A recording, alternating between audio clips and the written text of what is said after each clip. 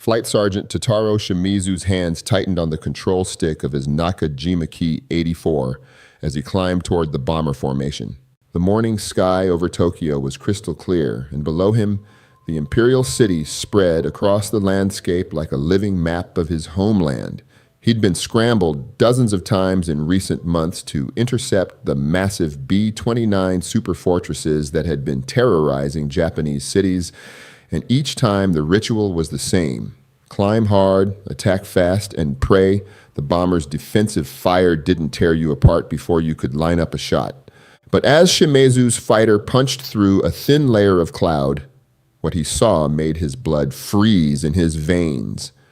There, weaving among the silver bombers like sharks in a school of whales, were single-engine fighters, not the stubby, slow Navy corsairs he'd encountered over the Pacific Islands.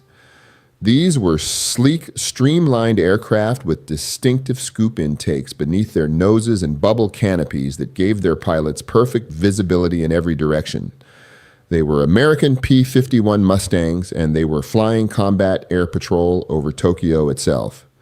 Shimizu later wrote that his first thought was that he must be hallucinating from oxygen deprivation. His commanders had told him repeatedly, had sworn with absolute certainty that no American single-engine fighter possessed the range to reach the Japanese homeland from any Allied base. The distances were too vast, the fuel requirements impossible. The Empire's mainland was protected by simple geography as much as by its defenders. Yet there they were, impossibly present in Japanese airspace, hunting with the casual confidence of aircraft that had fuel to spare, and pilots who knew they owned these skies. What Shimizu was witnessing in that crystalline April morning was the arrival of a weapon that would break not just Japanese air defenses, but the psychological certainty that had sustained Japan's military leadership through years of retreat and defeat. The sight of those Mustangs over Tokyo represented something more devastating than mere tactical defeat. It proved that Japan's last defensive barrier had been shattered. To understand why the appearance of American fighters over Tokyo was considered impossible, you need to know the strategic geography that had protected Japan for thousands of years. The Japanese home islands sit isolated in the Western Pacific, separated from the Asian mainland by the Sea of Japan and from any significant Allied bases by hundreds of miles of open ocean. This natural moat had been Japan's greatest defensive asset throughout the war. Before we dive deeper into how this impossible moment happened and what it meant for the pilots on both sides, I'd love to know where you're watching from and what you know about the Pacific Air War. Drop a comment below and let me know if you'd heard about the P-51's role over Japan before. And if you're enjoying these deep dives into World War II history, hit that subscribe button so you don't miss the next one. These stories take serious research to get the details right, and knowing you're out there makes it all worthwhile. The mathematics of aerial warfare in the Pacific had always favored the defender. Fighter aircraft of the early war period typically had combat ranges measured in hundreds of miles, not thousands. The famous Mitsubishi Zero, which had dominated the early years of the Pacific War, could fly approximately 800 miles in a straight line with drop tanks attached. That impressive range had allowed Japanese fighters to escort bombers across vast distances and appear over targets the Allies thought were safely beyond fighter range. But now the tables had turned dramatically. The Allies had captured Iwo Jima, a volcanic island that sat almost exactly halfway between the Mariana Islands and Tokyo.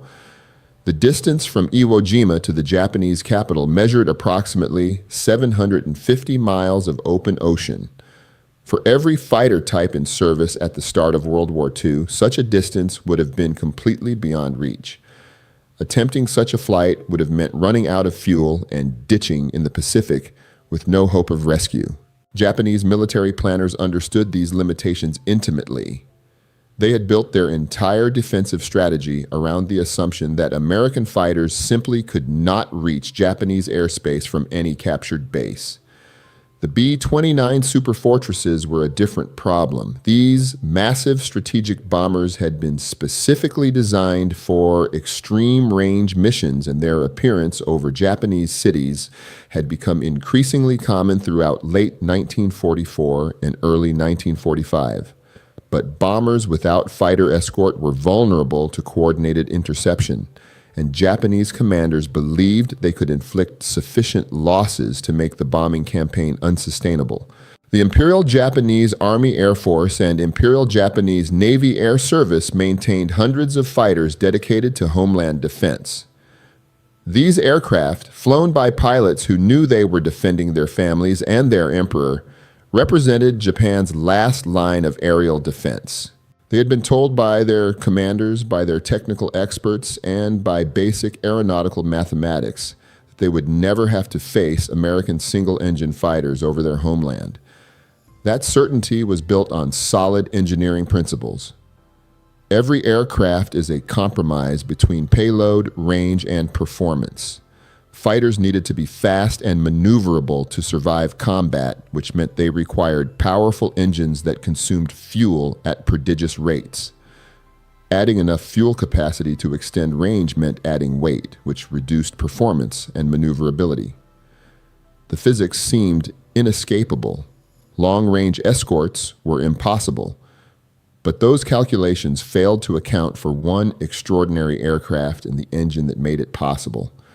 The North American P-51 Mustang had been designed in response to a British requirement for a new fighter that could operate from British bases. The initial versions, powered by Allison engines, were good aircraft, but nothing revolutionary. They performed well at low and medium altitudes, but lost effectiveness above 15,000 feet, exactly where bomber escort missions needed fighters to operate. Everything changed when North American Aviation paired the Mustang's sleek airframe with the legendary Rolls-Royce Merlin engine, manufactured under license in the United States by Packard. The Merlin was a masterpiece of engineering, a liquid-cooled V-12 engine that had already proven itself in the Supermarine Spitfire and the Hawker Hurricane during the Battle of Britain. But the version installed in the P-51 featured something special, a two-stage, two-speed supercharger that allowed the engine to maintain full power at altitudes where other engines gasped for oxygen. The supercharger was the key. At high altitude, the air becomes so thin that conventional engines lose power dramatically. A supercharger compresses incoming air before it enters the combustion chambers, maintaining sea-level air density even at 30,000 feet.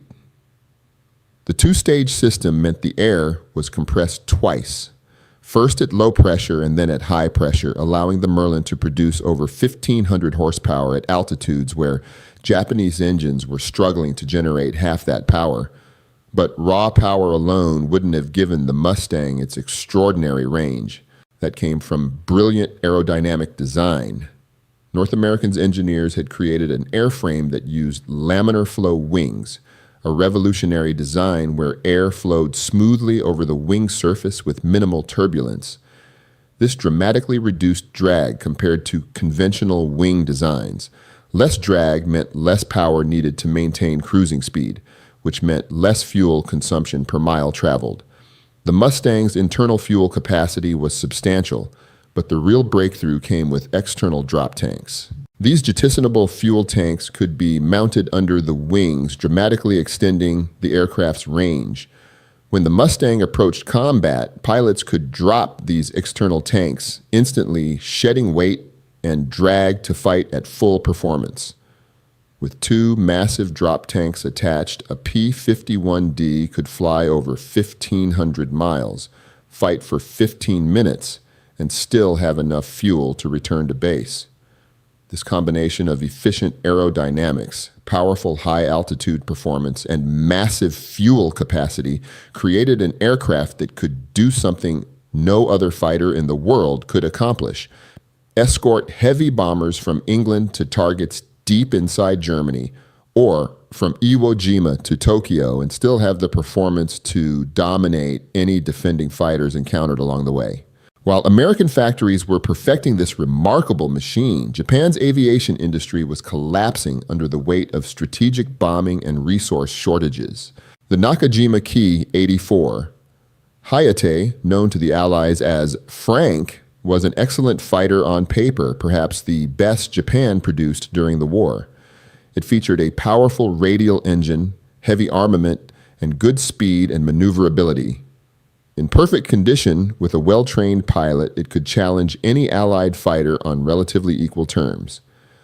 But perfect conditions had become impossible for Japan to maintain.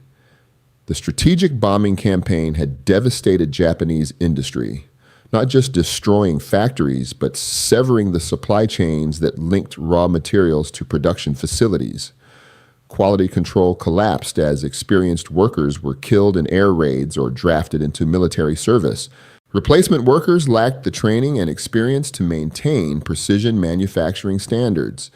The results were catastrophic for Japanese pilots. Engines that should have lasted hundreds of hours were failing after 50. Parts manufactured at different facilities often didn't fit together properly, requiring field modifications that compromised structural integrity. Electrical systems malfunctioned, instruments failed, and control surfaces developed play that made precision flying dangerous. Pilots reported that aircraft delivered from the factory often required extensive repairs before they could be considered combat ready. But the most devastating shortage was fuel. Japan's access to petroleum had been systematically strangled by American submarines and air attacks on tanker shipping. The synthetic fuel programs that might have compensated for lost oil imports never reached sufficient production before facilities were destroyed by bombing. By early 1945, Japanese aircraft were often flying on fuel of such poor quality that engine failures became routine. The fuel problem created a vicious cycle: poor fuel, damaged engines, which reduced performance and reliability. This meant pilots needed more flight time to master their aircraft's increasingly erratic behavior. But fuel shortages meant training time was cut to the absolute minimum. Japanese pilots in the war's final year were being sent into combat with as little as 40 hours of total flight time, and many had never fired their guns except in actual combat. Compare this to American pilot training, where new fighter pilots received over 200 hours of flight time before being declared combat ready. They practiced aerial gunnery until shooting became instinctive, flew formation until coordinating with wingmen became second nature, and learned energy management and tactical doctrine that had been refined through years of combat experience. American pilots arrived at their units as skilled professionals. Japanese pilots arrived as barely trained sacrifices. The industrial gap extended beyond aircraft and pilot training. American logistics meant that spare parts arrived at forward bases in abundance. If an aircraft needed an engine change, mechanics simply removed the old one and bolted in a replacement that was guaranteed to be identical to the original. Standardized production meant every P-51 that rolled off the assembly line was functionally identical to every other P-51, and pilots could switch between aircraft with complete confidence.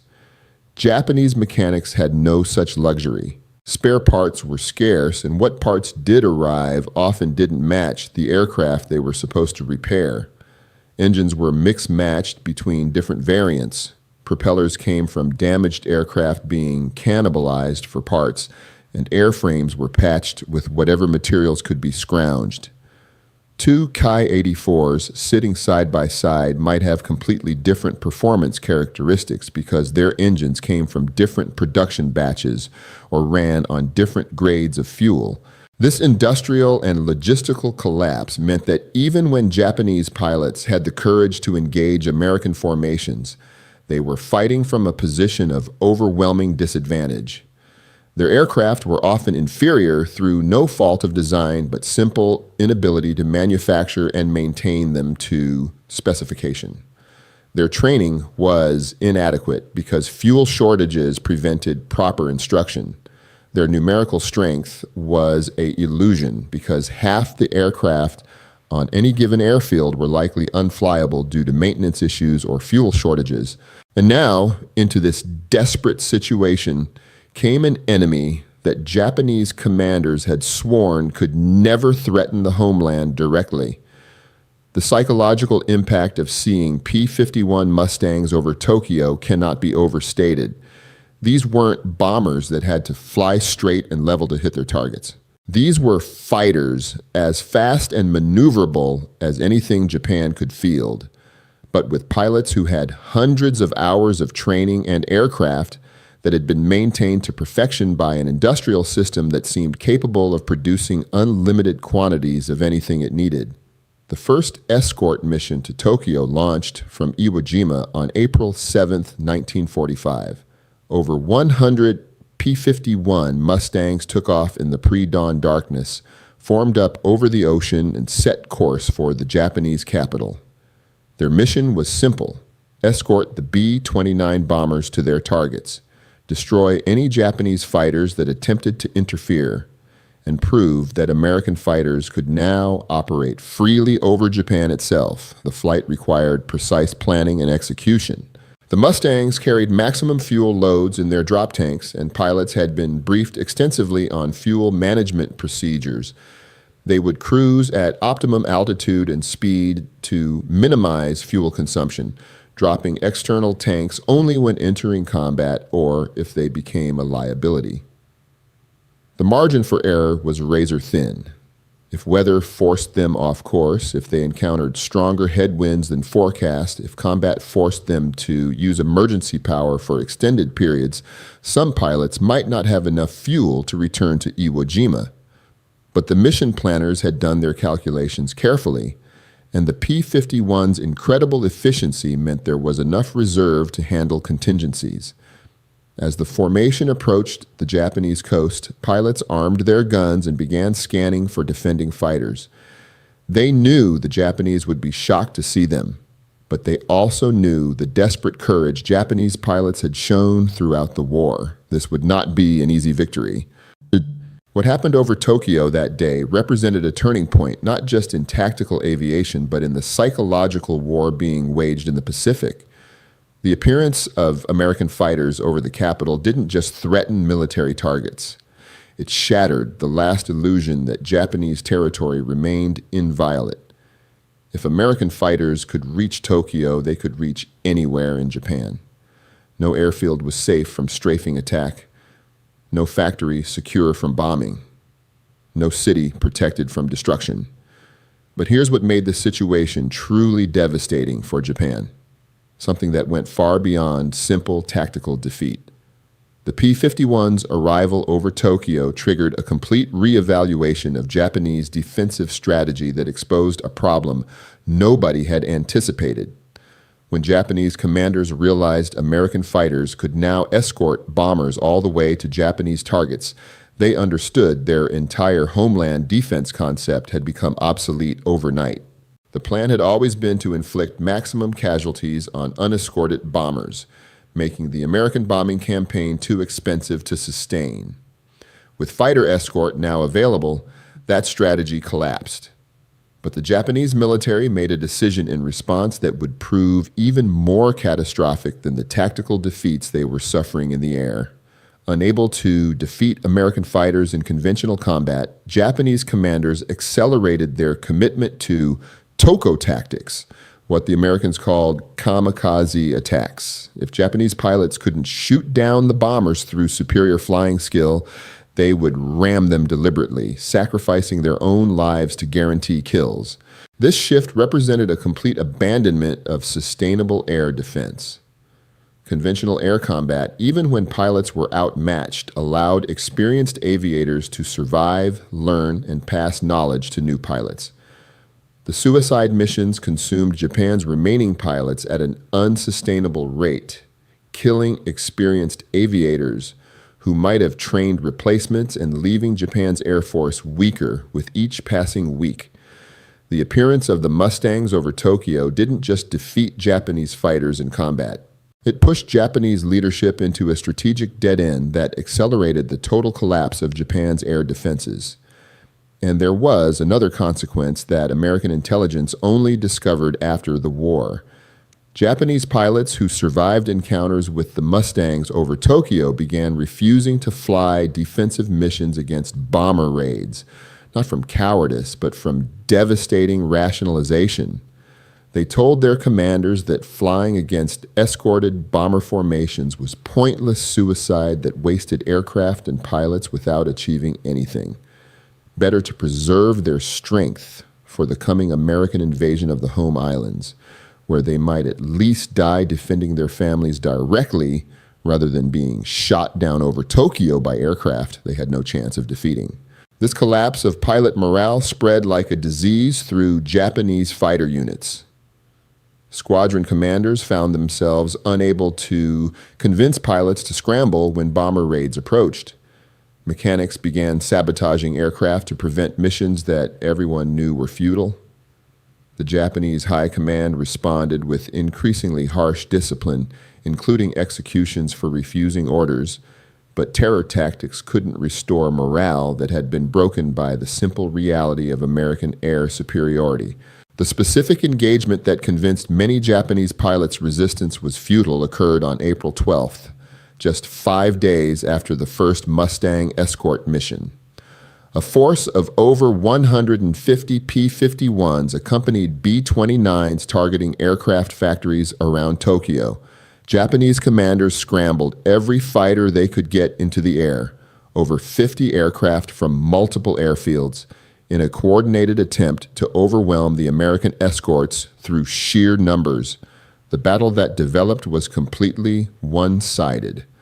American pilots flying aircraft that outperformed the Japanese fighters in every meaningful way tore through the defending formations with brutal efficiency. The P-51's 650 caliber machine guns, each loaded with over 400 rounds, gave American pilots tremendous sustained firepower. Japanese fighters typically carried heavy 20mm or 30mm cannons, devastating weapons when they hit, but with very limited ammunition. After firing a few brief bursts, Japanese pilots were essentially defenseless, forced to break off and return to base to rearm. The Americans had no such limitation.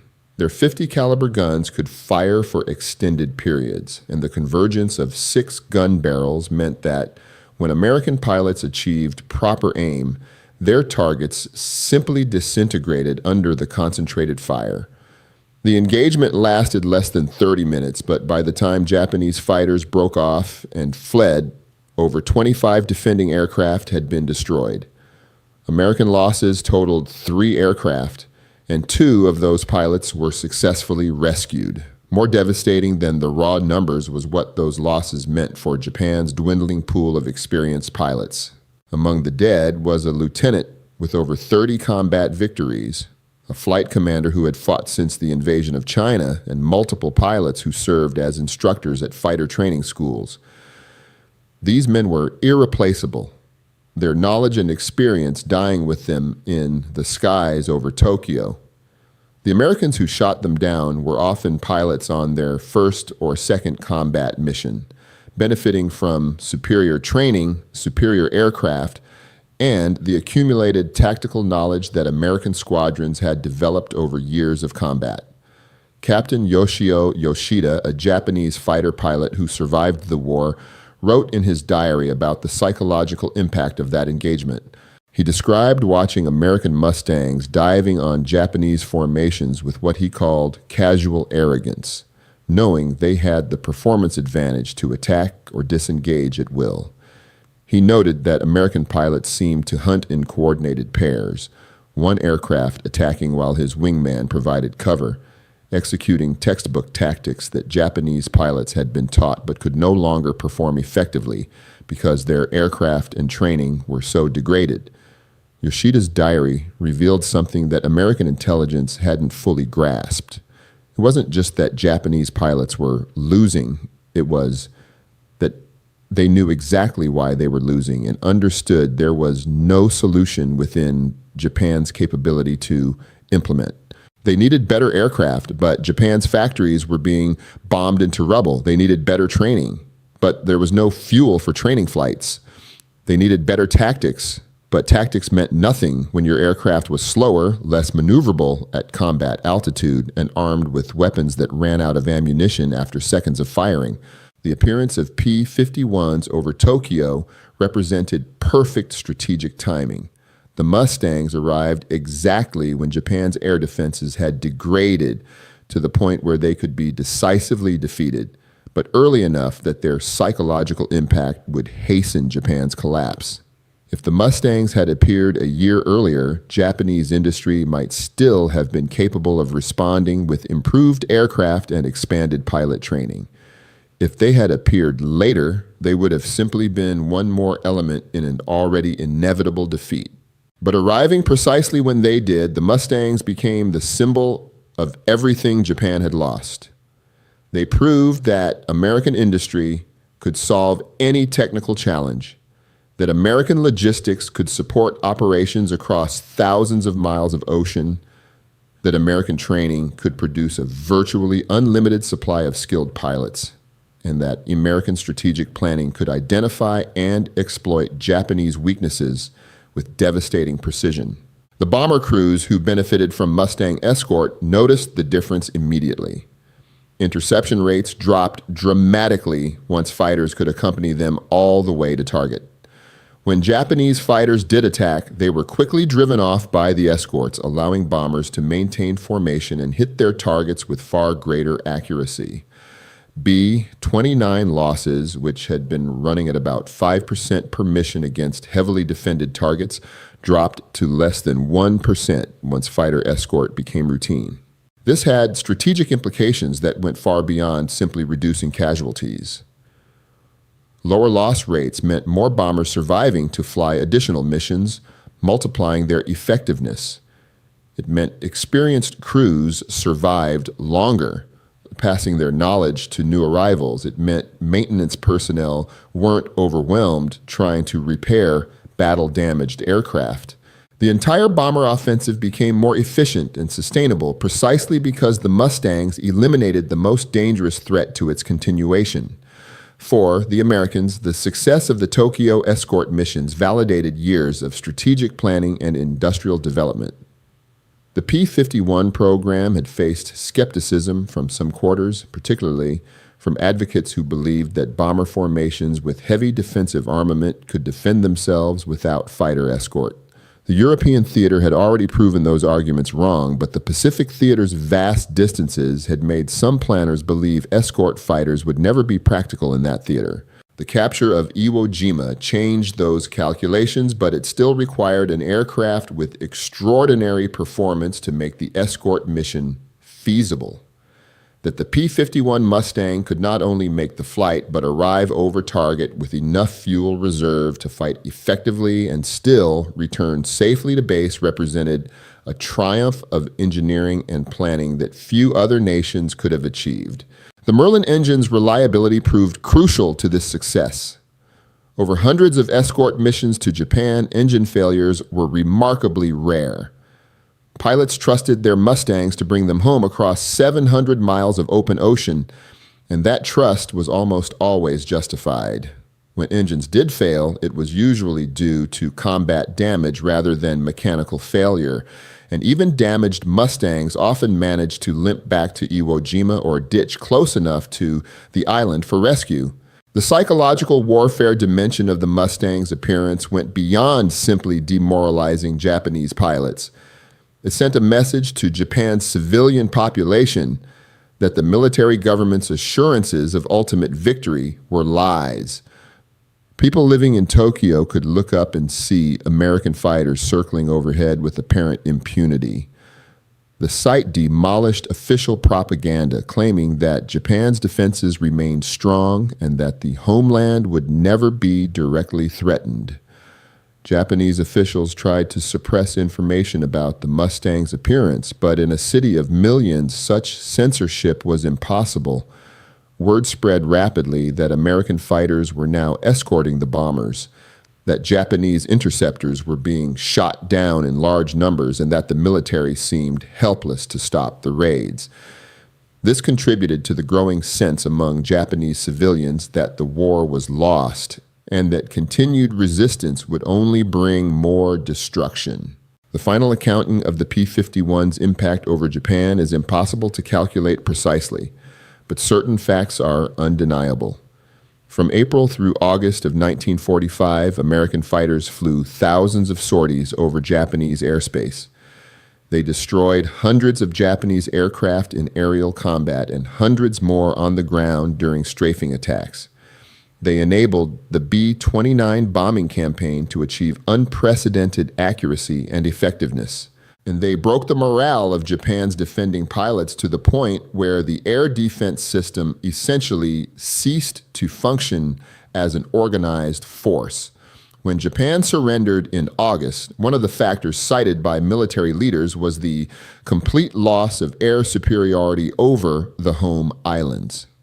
They understood that the coming American invasion would be supported by total air dominance, that Japanese ground forces would be subjected to continuous bombing and strafing with no possibility of air cover, and that resistance under such conditions would simply mean the destruction of Japanese cities and the slaughter of the population.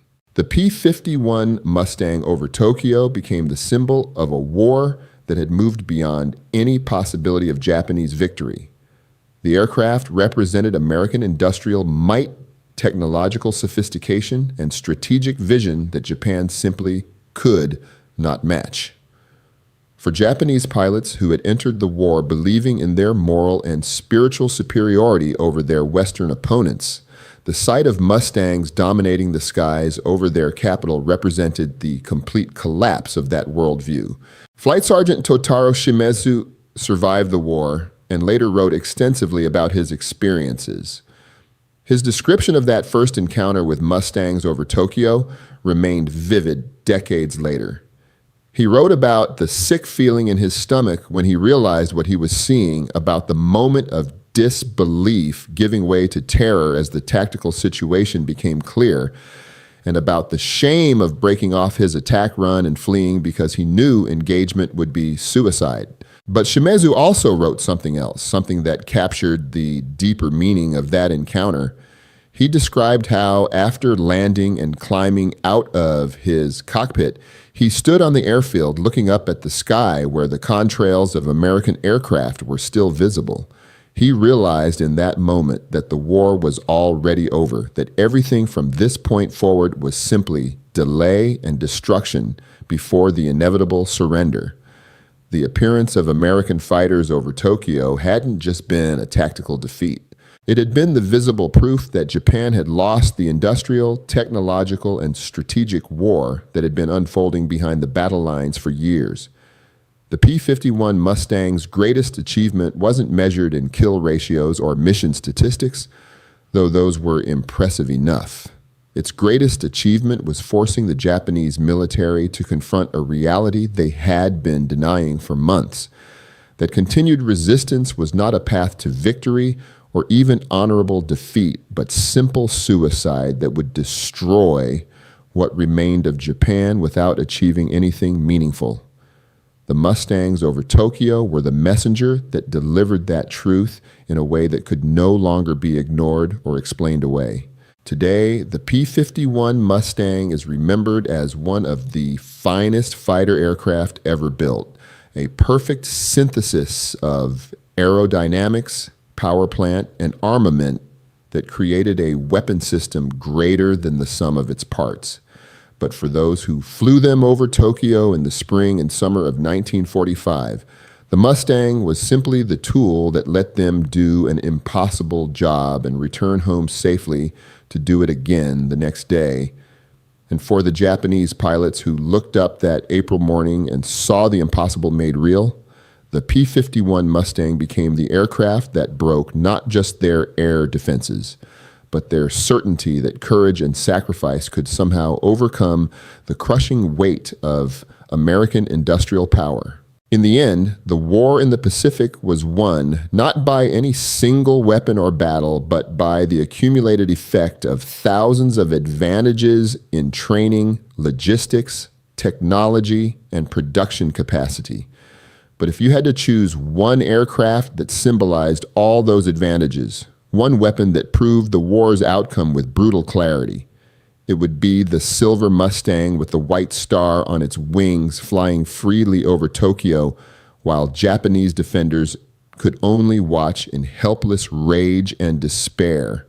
That was the aircraft that proved geography could no longer protect Japan, that technological superiority could extend operational range beyond what seemed possible, and that the Pacific Ocean had become not a defensive barrier, but simply another distance American aircraft could cross at will. The untouchable homeland had been touched, and nothing would ever be the same again.